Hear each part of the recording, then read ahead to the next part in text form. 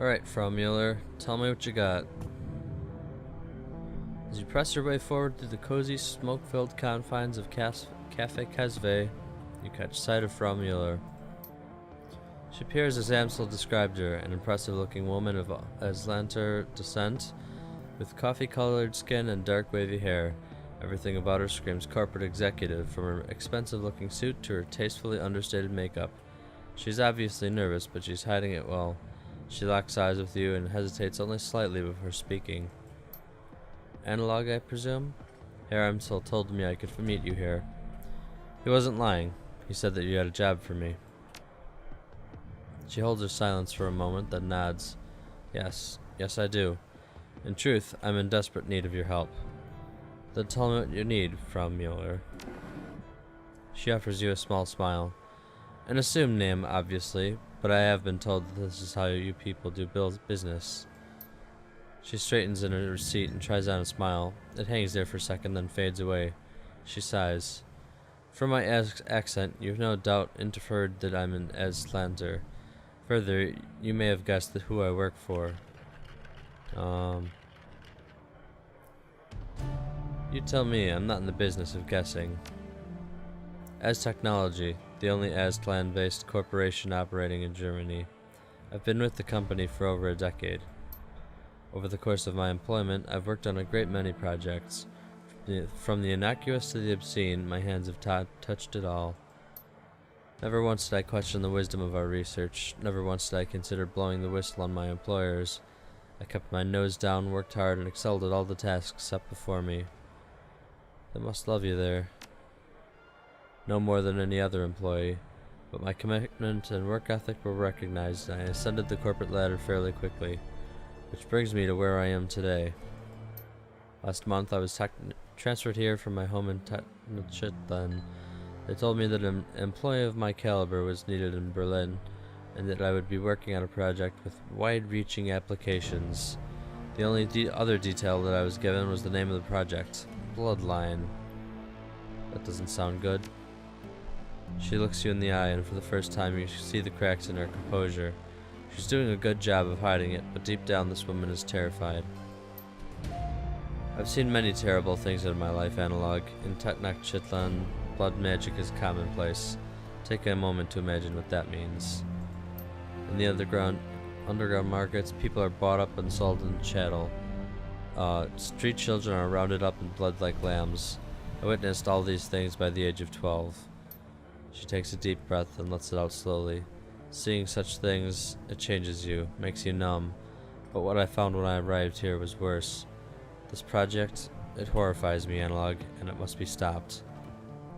Tell me everything you know. She shakes her head.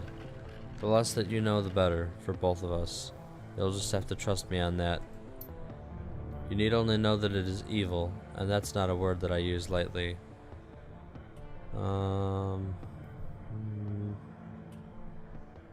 Evil's a childish term, Frau Mueller. There's no such thing as good as evil, black and white. The sooner you learn that, the better. If you had seen the things I've seen, you'd understand how foolish you sound. Of course there is evil in the world, Analog. I'm not talking about the petty viciousness of the human race. I'm talking about the true supernatural evil. It came back with the awakening, and denying its existence won't protect you from it. I can't accept the job without knowing what it entails. Of course not. Your job will be relatively simple. I want you to bring the building down. The computers, the research data, the mages and scientists that are working to bring about this abomination. I want all of them burned to ash and buried in rubble. No compromises and no exceptions. Her tone softens. I'm sure that you have unanswered questions. I'm not in the habit of dealing with Shadowrunners. In truth, I've spent the majority of my career living in the fear of your people. But I do know that you're the only ones who can get this done. So tell me, Analog, is there anything more that you need to hear from me, or are you ready to make a decision? What about any innocent people in the building? None of us are innocent, Analog, but if you need to salve your conscience, salve your conscience? Okay, maybe. Rest assured that at the hour of your approach, the only personnel authorized to be on site will be security and senior members of the research team, and I assure you, neither are innocent in this matter. If the Bloodline project reaches completion, nobody will be safe ever again. That sounds like hyperbole, I know, but it isn't. The Bloodline project will lead to countless deaths. I'm certain of this enough to hire you, despite the fact that doing so will probably cost me my own life. I'm not a demolitions expert, Mueller. How do you expect me to level a building? You don't need to be. All you'll need is a competent decker. The facility is powered by a number of on-site generators. There are safeguards in place to prevent them from overloading. In the event of a power spike, the system is designed to shut itself down. But I know how you can disable those safeguards. Once the generators begin to overload, you'll have a limited time to reach a safe distance. The explosions will be quite catastrophic. What can you tell me about the security? Expect it to be tight. In addition to their standard security team, As Technology has taken out a night errant high threat response team contract to protect the building. Corporate doesn't seem to mind contracting a competitor for emergency response services. That should give you some indication as to the uniqueness of this project. At any rate, I believe that I've come up with a solution to the night errant problem. I'll discuss the matter with your hammer Amsel if you decide to take the job. Let's talk compensation. 36,000, as I told your hammer Amsel. That's what I've allocated for the job. That sounds actually really low, considering what we got paid for other jobs. Like leveling a building for 36,000. That's like should be millions. Okay, I guess that's fair, sure. It's better than fair, if you say so. You've done your homework, apparently. Paul Amsel's my representative in these matters. Why couldn't you tell all of this to him? I had to meet you in person, to look into your eyes and see the man behind the name. Now that I've done so, I'm sure you're the one that I need. Naturally, I'll send any further information about this job to Herr Amsel, provided, of course, that you accept. I'll take the job. Your face visibly brightens. In that case, it's a deal. I can't tell you how relieved I am, Analog. Thank you for helping me bring this nightmare to an end.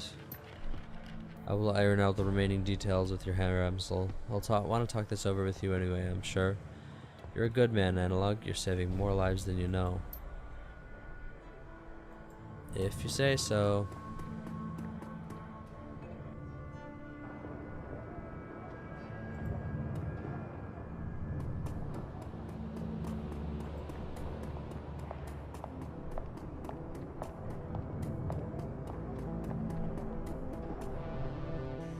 Alright, where are you?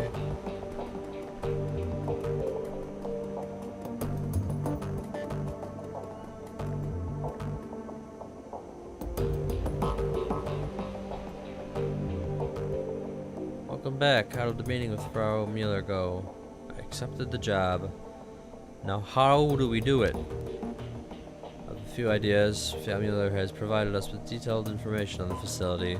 I've vetted the information and it seems to hold up. Based on this intel, I have formulated what I believe will be an effective strategy to bring down the building. According to Mueller's intel, the facility is extraordinarily well guarded. Whatever this Bloodline project is, the Azzies have spared no expense to defend it. The facility is patrolled by Az Technology's internal security personnel. On their own, they would pose a challenge, but I don't think I don't doubt that you could brute force your way through them. Unfortunately, they will not be on their own, as Technology has purchased one of Knight Errant's most expensive security contracts as an additional line of defense. That's not good. No, it is not. Knight Errant is too dangerous to take on directly, but if we were to compromise their comlinks, we could at least partially mitigate this danger. I've pulled some strings with an old contact of mine, and he's provided me with the address of a small software developer, OTK International. They write the firmware updates for Knight Errant's comm systems, and their defenses should be considerably weaker than Az Technology's. My contact informed me that OTK stores an off-site hard copy of every firmware updated to develops for data security purposes. My suggestion is this. You hit the offices of OTK International and reduce their computers to slag. In the interim, I'll have the hard copy of their next update replaced with a compromised version. When OTK's next update goes live, our compromised version will be pushed out to Knight Errant. When you hit the Ares Technology facility, I'll be able to track Knight Errant via the comlinks. This should make the run much more manageable. He fishes in his pocket for something. A moment later, he produces a corporate ID with your face on it. This will get you through the front door of the office at the park that contains OTK International. My contact was only able to provide me with the one card, so you'll need to let the rest of your team in through a side door. Alright, sounds like a plan. Very good. OTK's offices aren't far from here. You should take the U-Bahn there when you're ready. Oh wow. That's a complicated plan.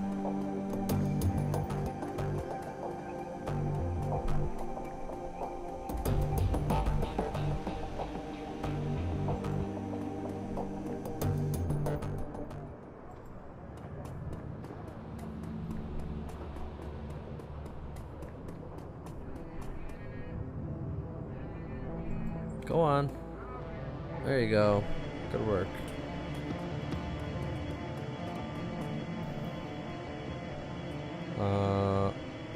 Yeah, OTK. Yes.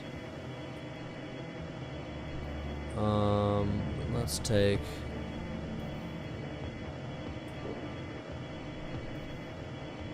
Iger for sure.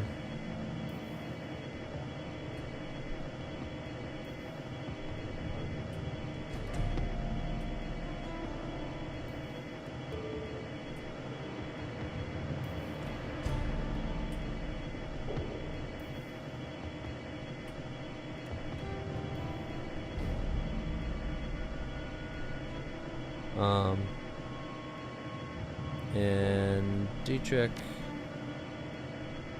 and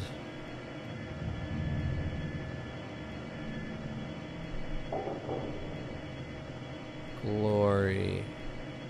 No. Well,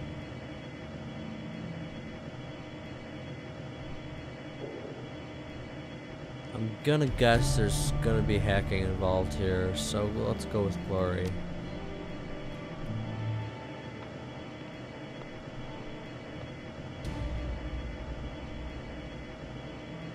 I mean Blitz.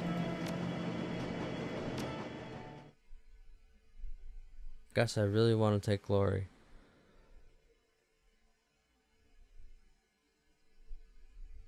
I just want Blitz's skills, but not his attack power or lack thereof. Earwig. OTK International is a small-time software developer, and it shows. The company's main office is crammed up against the back wall of a massive shared office park, surrounded by competing businesses and larger corporations. A steady trickle of dead-eyed wage slaves flows in and out of the complex. Yet the office park's main entrance is overflowing with hired security, but your forged keycard gets you past them easily enough. A few minutes later, you're walking past the winding corridors toward OTK International. You're only a few smashed computers away from putting Amsel's plan into motion. Great, smash all the computers. Okay, you've got your med packs. Now, SmartLink. Great, you can use that.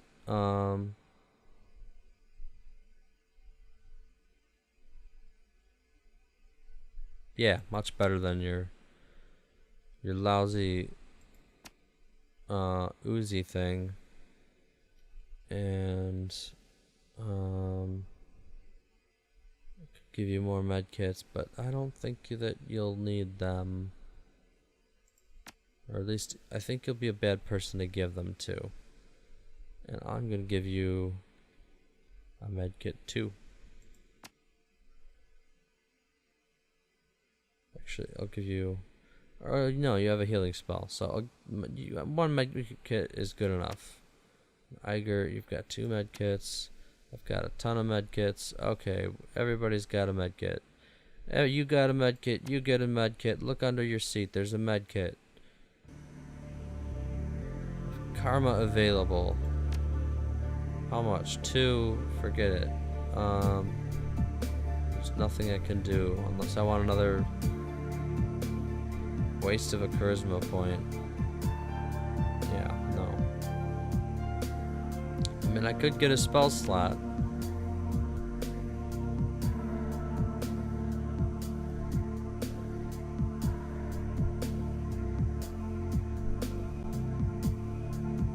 No. I'll just wait. Passing through the main doors of OTK International, you find yourself in a stretch of an industrial hallway. Apparently the company is too small to warrant such amenities as a lobby or greeting area. The rest of your team is waiting for you at OTK's side entrance, outside of the office park and beyond the reach of building security. Letting them in should be as easy as opening a service door. Alright.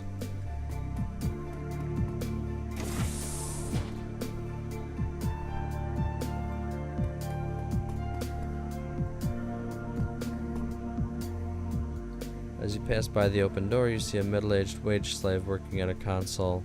His back is facing the doorway, and he doesn't seem to have noticed you. I mean,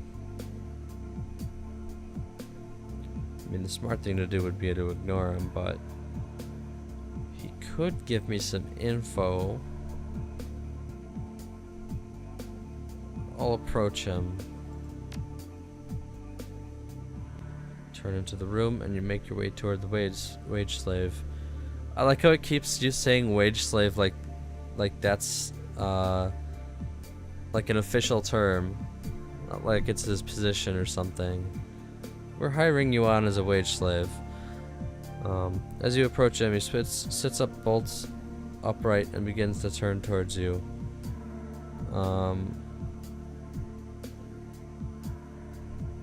Wait for him to turn around.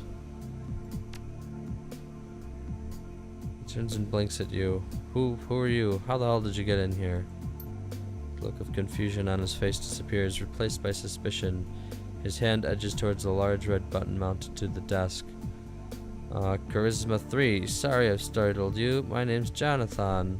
I'm the new contractor. Just wanted to stop by and say hello. Oh, well, hello. I'm Klaus. He glances at his PDA. Good God, I could have clocked out an hour ago. Well, pleasure meeting you, Jonathan, and good night. Good night, Klaus. How about I set all that up and then just to, like, stab him in the back as he leaves? Oh, well, bye. Is there anything in here? There's a doorway out that way. Okay. Oh no, drones. They don't seem to be active. Security drone. Unauthorized individuals will be fired upon. That makes sense. Okay. Yeah, I should have expected that coming in here like that. I'll step back. Okay.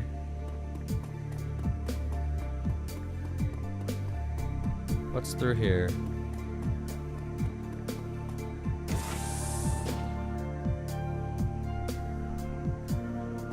Let's check the file cabinets first. They've all been labeled in neat block printing by hand. They're all locked. Bookcase. The bookshelf is neatly organized and alphabetized. On the younger shelf is a framed picture of a young blonde girl with braces and a huge smile stretching across her face.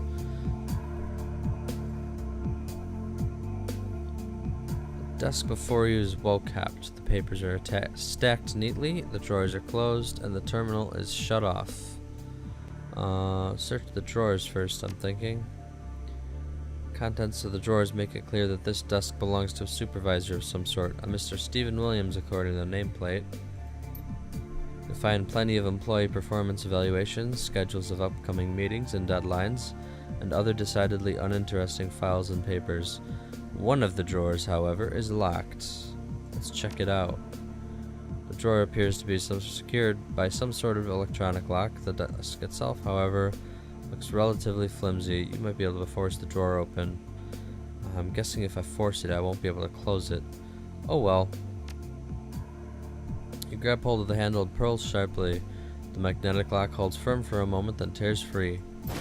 Amongst the various other items in the locked drawer, you find the supervisor's ID badge. Great.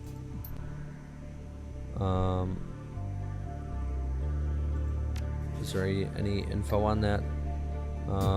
Privately, it has higher security clearance than the badge Amsel provided you with. Good. Now let me use the desk again. No? I wanted to use the terminal. Whatever. The whiteboard is arranged in a grid of names and tasks, most of which seem to be in the completed category. On the corner is a note, Lucy B. Day 2s, do not forget. The well-used calendar is hung on the wall, covered in notes and appointments. June the 29th has been circled about a half-dozen times. I guess I should have turned it on the terminal first. That's very weird, though. What's in this meeting room? Hopefully not a meeting. Okay. There's a drone entrance.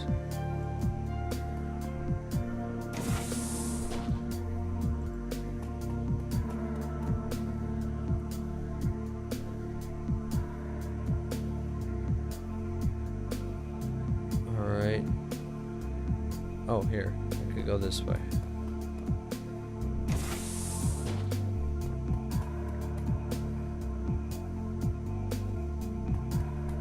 That leads to the rest, and this is the door for everyone else. Reunite with your team. I'm glad that I brought Blitz with. Oh jeez. Hey, who are you? Standing in the hallway is a janitor, a tired-looking woman in her mid-30s. She's staring at you, her eyes wide open with surprise. You can't help but notice the alarm panel set into the wall behind her. With a flick of her wrist, she could make your job infinitely more complicated. Oh, excuse me, you startled me there. A look of confusion crosses the janitor's face as her eyes flit from you to your teammates to the door that you just let them through. You're suddenly aware of how very out of place you look in the building, and the furrow in the janitor's brow tells you that she's made the same observation. Who are you exactly, and how did you get into this building? I'm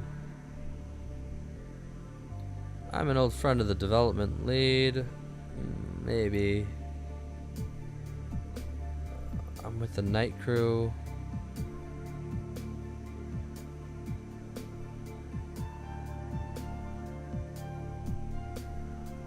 Yeah, I'm with the night crew. I just went out for soy calf. Uh-huh. So, where's the soy calf? I drank it. Or I ran into a homeless guy.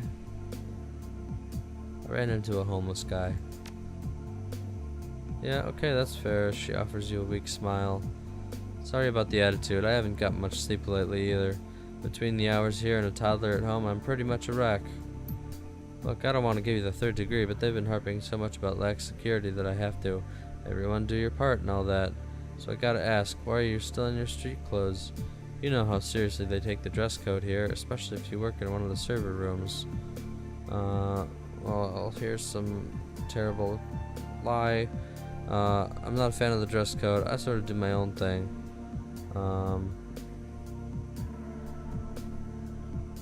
I left my work under my desk. I just needed to feel like a normal person again, even for 20 minutes.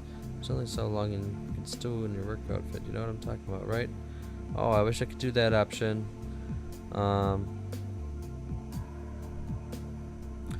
That's an odd design choice to have you be able to see the options that you can't do, and like, I wonder if it's to show you that like putting points into other things are actually useful outside of combat.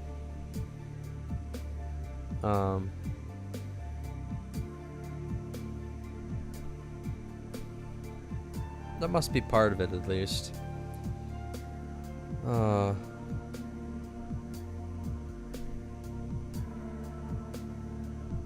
Filthy truck, or I'm not a fan of the dress code. I'm not a fan of the dress code. I sort of do my own thing. Doesn't fit with the wage slave hive mind. But the truck is... that's like a terrible excuse. Yeah, just do whatever. Yeah, look, if you don't mind hanging out right here, I think that security might like to have a word with you. I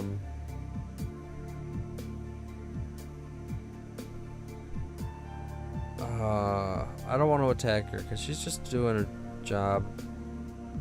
Oh, she's innocent, at least. She's doing what she's supposed to. No, wait, don't do that. Compelling though they may be, your arguments fall on deaf ears. The janitor smacks the panel with an open palm, and the shrill wail of an alarm klaxon fills the air. Okay, great.